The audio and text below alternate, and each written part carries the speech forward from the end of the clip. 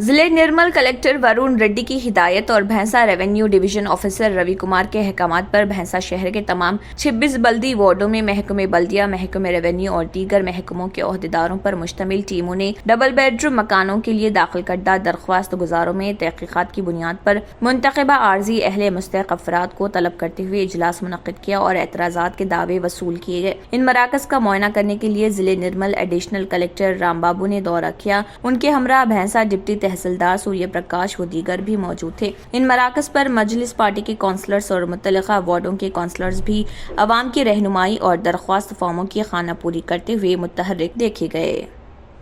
निकाल ले वो कवर इंक्वायरी में प्रूफ होने के बाद निकाले। जिसको सैंक्शन नहीं हुआ उसको पावर है क्या? वो सैंक्शन नहीं हो वाले वो एलिजिबल कैंडिडेट को एलिजिबल नहीं होता बोल के लिख के दिए तो कनीज फातिमा खुर्शीद मैनू शेख मजर शेख इस्माइल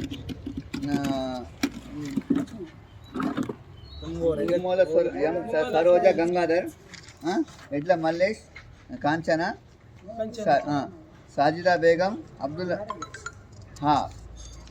निसरत अंजुम महेश। साइबराबाद पुलिस और SC/SC ने साइबराबाद में हॉस्टल के मालिकान के साथ प्रोजेक्ट सेफ स्टे सेशन का इनेकाद किया। तमाम हॉस्टल मालिकान मैनेजर्स के साथ project safe city meeting programme एक ऑडिटोरियम में 10 बजे से 12:30 बजे तक मुनक्किद की गई। 800 से ज्यादा हॉस्टल मालिकान मैनेजर्स ने सेशन में शिरकत की। CPA साइबराबाद स्टेफन रविंद्र IPS मेहमान खुसूसी थे और इज्तिमा से खिताब किया। DCP women safety wing D Kavitha, DCP Madhapur Shilpa Vali secretary SC/SC, Krishna Yedula joint secretary women's forum, Pratosha Sharma JT secretary traffic forum Srinivas व दीगर इस मीटिंग में मौजूद थे। ఫారినర్స్ వచ్చినప్పుడు వాళ్ళకి సంబంధించిన పాస్పోర్ట్ వీసా ఆ కాపీని వితిన్ 24 అవర్స్ లోకల్ పోలీస్ కి మనం హ్యాండ్ ఓవర్ చేయాలి ఇన్ఫర్మేషన్ ఇచ్చి.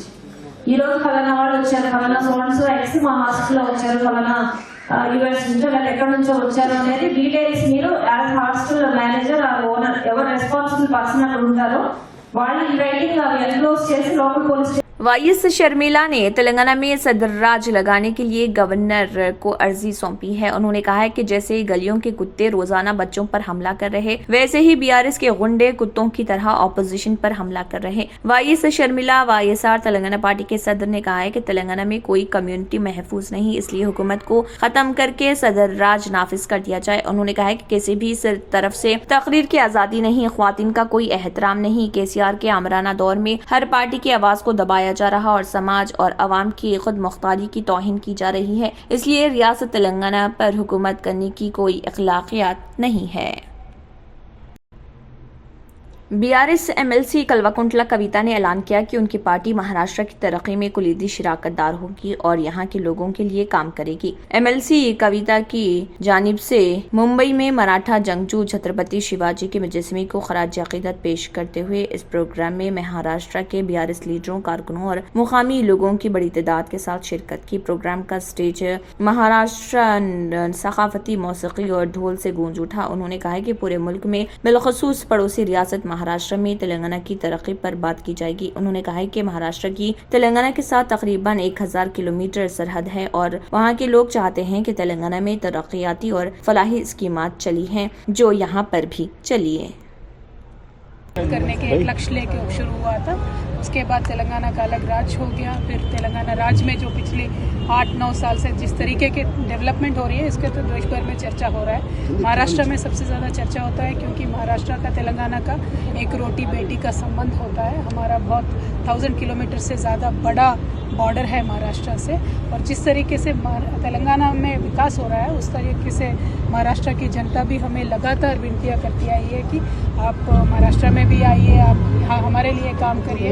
इस तरीके से बहुत सारे डिमांड अभी नहीं 2014 इलेक्शन से शुरू होकर आ रहे थे कंटिन्यूसली, क्योंकि विदर्भ से लग के रहते हैं और विदर्भ भी एक सेपरेट राज्य होना चाहता था। तो they are inspired by the leadership of honourable KCR garu. अभी आने वाले दिनों में बहुत सारे इलेक्शंस सर पे है। महाराष्ट्र में कॉरपोरेशन के चुनाव है, उसके बाद में असेंबली हो सकती है। और पार्लियामेंट इलेक्शन भी है, क्या ब्लूप्रिंट लेकर आप आए हो और कौन से इलेक्शन आप सामने रखते हो? देखिए, सबसे ज़्यादा तो एक पीपल्स एजेंडा हम लेके आते हैं। लोगों के भलाई के लिए जिस तरीके से काम होना है इस देश में, हम मानते हैं कि वो हुआ नहीं है। जो बेसिक नेसेसिटीज़ है, पानी, बिजली, सिंचाई का पानी, पेंशन, ऐसे छोटे छोटे ज़रूरतें भी आज तक इस देश में हम पूरा। शमशाबाद इंटरनेशनल एयरपोर्ट पर भारी मकदार में सोना जब्त किया गया। दुबई की परवाज EK 528 में आने वाले मुसाफिर की चेकिंग की गई और 823 ग्राम सोना जब्त किया गया। हुकाम को मालूम हुआ कि मुसाफिर ने सोना अंडरवेयर में छुपा रखा था। कस्टम हुकाम ने बताया कि इसकी मालियत 47 लाख रुपए तक होगी। कस्टम हुकाम ने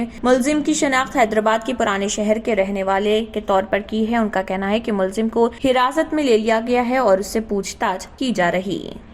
अगर आपने हमारे चैनल को अभी तक सब्सक्राइब नहीं किया है तो यहाँ पर रेड कलर का सब्सक्राइब बटन दिख रहा है, उसे क्लिक करें और हमारे चैनल को सब्सक्राइब कीजिए और साथ ही साथ बेल आइकन को भी क्लिक कीजिए, जिससे आपको ताज़ा अपडेट मिलती रहे।